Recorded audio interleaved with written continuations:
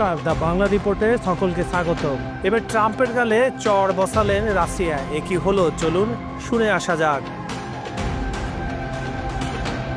America আবারও শুল্ক হুমকি দিচ্ছে, কিন্তু এইবারে রাশিয়া সরাসরি কড়া বার্তা দিল। দিল্লিতে আমেরিকা আর ভারতের মধ্যে ট্রেড টক্সের আলোচনা হয়েছে। ঠিক এই সময়ে চীনের প্রেসিডেন্ট শি জিনপিংয়ের সঙ্গে ফোনে কথা বলবেন ডোনাল্ড ট্রাম্প।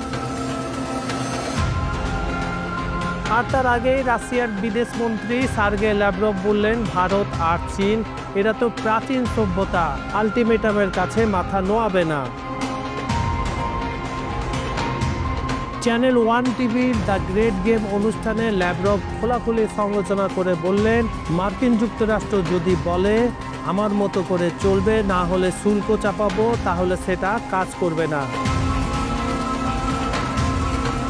ইউক্রেন যুদ্ধের সময় মস্কো থেকে তেল কেনার জন্য ট্রাম্প প্রশাসন ভারতকে সমালোচনা করেছিল। ঠিক সেই প্রসঙ্গে ল্যাভরভ বললেন, এই ধরনের হুঁশিয়ারি দেশগুলোতে শুধু নতুন এনার্জি মার্কেট, নতুন রিসোর্স খুঁজতে বাধ্য করছে, আর সেই সঙ্গে খরচও বাড়াচ্ছে।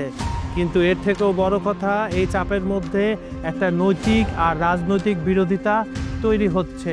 মানে সোজা কথা, আমেরিকা নিজের হাতে নিজের বিরোধী বানাচ্ছে।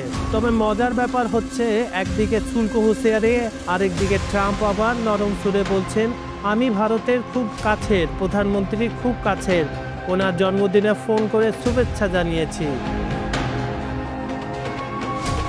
কথার মধ্যে মিষ্টি মধুরতা, কিন্তু বাস্তবে চাপান উত্তর।